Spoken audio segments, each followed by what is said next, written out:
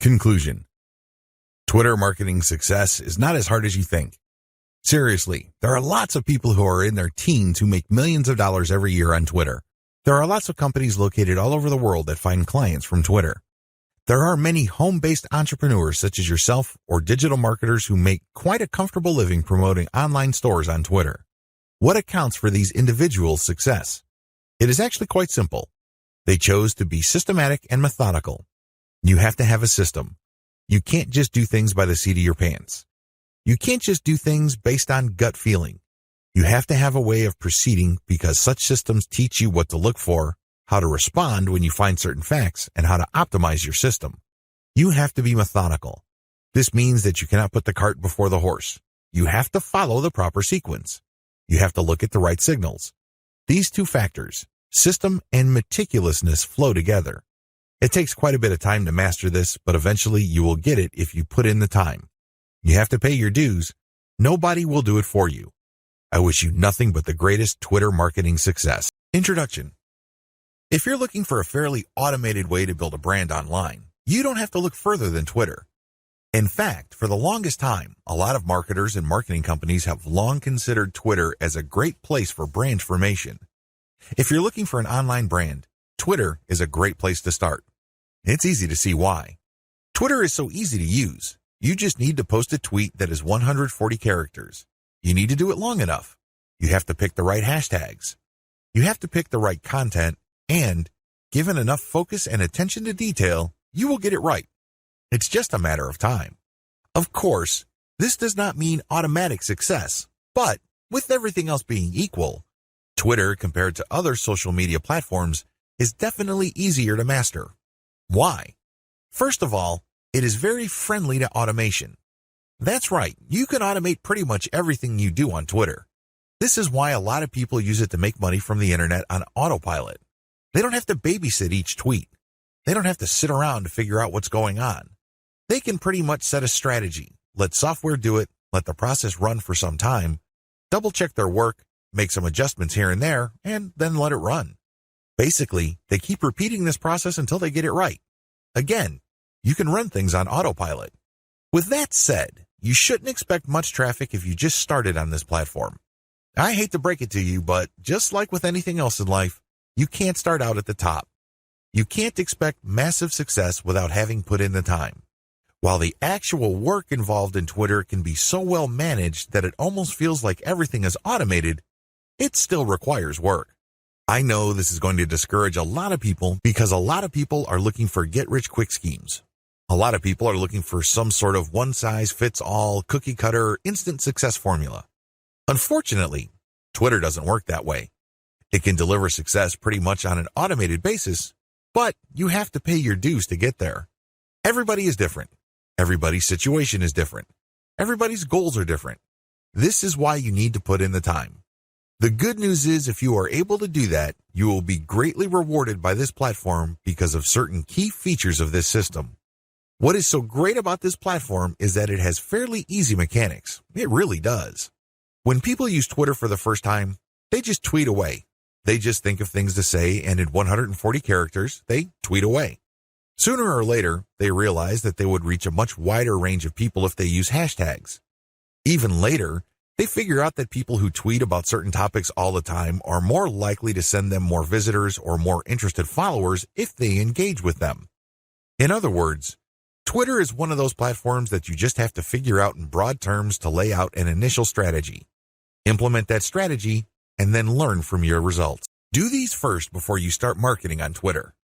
Before you even seriously think of starting on Twitter, do these first. If you set up a website, you should have been doing these already. Just in case you are unclear on the concept or just in case you did things out of order, here are the things that you should do before you even think of marketing on Twitter. Pick your niche. It's really important to understand that if you want to be successful on the internet, you must have a laser focus on how you're going to make money. A lot of people are clueless regarding this. In fact, a lot of them think that they just need to buy a system that somebody else has built and they will make money. What they're really saying to themselves is they're too lazy to think through their online business. That's always a dangerous proposition because when you let another person do your thinking for you, you're going to have to deal with the consequences. You have to understand that when people build systems for others, they're usually trying to cut corners. They're trying to make the most amount of money with the least amount of effort. Do you think they have your best interest in mind with that attitude? Of course not. This is why it's a bad idea to let somebody else pick your business for you. You have to do it yourself. You have to know what you're doing. You have to know who you're going to be marketing to, what exactly you're going to be pushing, and how you're actually going to be making money on the internet. You can't just buy some sort of business in a box and expect everything to work out smoothly. That happy ending that you may have been dreaming of may be a very distant and even impossible dream. Why? You just didn't step up. You have to do all of this yourself. The most important is to pick a niche. A niche is a subject matter category or some sort of category for whatever collection of needs you are trying to address. What kind of problems do the products you are promoting or the website you are building address? Pick that niche. Understand how that niche compares with other niches. Understand whether it fits your amount of resources and your expectations. Build a site. You can outsource this. You can create a site that addresses your niche. When you're building a website, you're not just putting up a nice-looking online destination. It must do something. It must convert the traffic that you drive to that site into cold, hard cash. Create a mailing list. Next, you have to create a mailing list. This is crucial. Your mailing list is actually the payload of your website. Sure, you may be putting up affiliate ads on your website. When people click these and they land on the sales or landing page, they may buy something. When they do that, you get a commission. That's nice and everything, but if you really want to make money over the long term, create a mailing list. Why? Whatever credibility, respect, or trust you create with your website, you maintain with your mailing list. When you have an update on your website, you just publish the link on your mailing list and invite people to click through, and you have yourself a nice burst of traffic. I've got some bad news to share with you. The vast majority of people who visit your website will never come back again. That's the harsh reality. When you have a mailing list, you get to retain some of that traffic. You only need to set an update, and you get a nice little surge of traffic because people saw your email and clicked on your link. This enables you to retain some of the value of the hard work and time you put into branding and promoting your website. To create a mailing list, you have to offer a premium. It's some sort of freebie. It's some sort of incentive for people to join your mailing list. Of course, you make this case on your squeeze page. You advertise the value of the freebie you're giving on a page called a squeeze page. This is where people enter their email addresses to subscribe to your mailing list. Please understand that there is a big danger here. This is a warning. Don't go overboard in promoting the freebie because if you do that, people will sign up for the free booklet, the free course, or the free book. They couldn't care less about the updates your mailing list will send them. In fact, if you push the freebie too hard, they might even think that the updates you send are some form of spam because you caught them by surprise. Do you see how this works? There has to be a healthy balance between getting people pumped up to join your mailing list because they're getting something for doing it, but also letting them know that they are getting a better value by being on your list just because you will be sending them information that would enable them to solve all sorts of problems in their lives that are related to your niche. Do you see how this works? Do you see the balance? Create an ebook or report or some sort of high-value giveaway. When you create a mailing list, there has to be some sort of incentive for people to sign up to your list. I wish it were as easy as saying that your website is so awesome that your visitors owe it to themselves to sign up to your list. I'm telling you that if this is your strategy, you're probably going to get very few list members. Why? People need a push. They may be impressed by your website, they may like what you're doing, but this may not be enough to get them off the fence. To many people, entering an email address into a field is a lot of effort. You have to give them some sort of valuable incentive for them to sign up for your list. Generally, I would use some of my popular blog posts, or I would come up with a distilled version or a cheat sheet version. Usually this works. Other times, I would use some sort of massive compilation of resources that are an answer to people's problems. Whatever the case may be, the value of the incentive must be obvious. They don't have to be Sherlock Holmes to figure out the value of what you're giving away. Again, to reiterate, the value must not be so big and steal so much of the spotlight that people forget that they're signing up for a mailing list. It must share equal billing with the list. You have to promote the freebie in such a way that it is still clear to the person registering to your mailing list that they are signing up for a mailing list. Find top-notch content in your niche. Once you've set up a website and a mailing list, the next step on your journey to marketing your website and mailing list on Twitter is content. It's easy to get tempted and think that you're some sort of niche genius.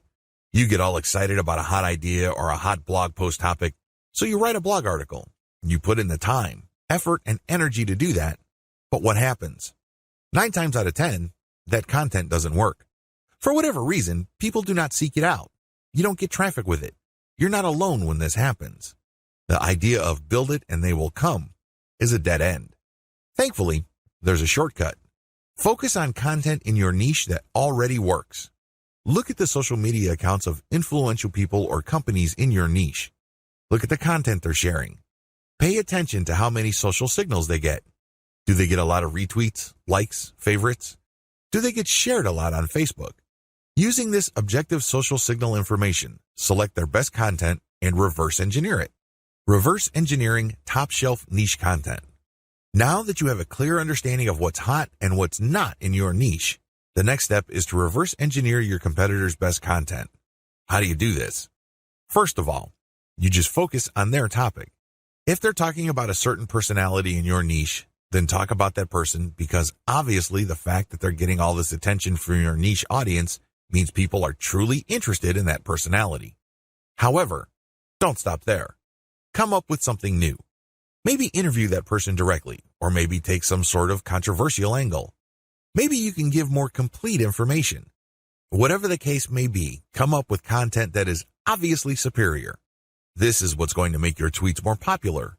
This is what will speed your branding efforts up. I'm sorry, but if you're just going to offer the same content that everybody in your niche is already offering, there's really no reason the people you're reaching out to should follow you. Think about it. If they think that you're giving them the same stuff as other sites, why go to you? They can easily have gone to those other sites. Draw their attention based on familiar themes. Keep their attention by doing something a bit different. It doesn't have to be much. You don't have to be a hero. You don't have to go overboard.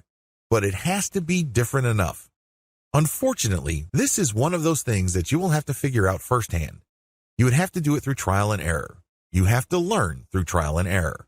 Set up consistent social media accounts. Now that you have followed the steps above, you can now start setting up your social media accounts. For starters, you should focus on YouTube, Google+, Facebook groups, Facebook pages, Twitter, and maybe Pinterest. Start with these. Later on, you can branch out to other social media platforms like Quora, Instagram, and others. Your social media accounts must be consistent with each other.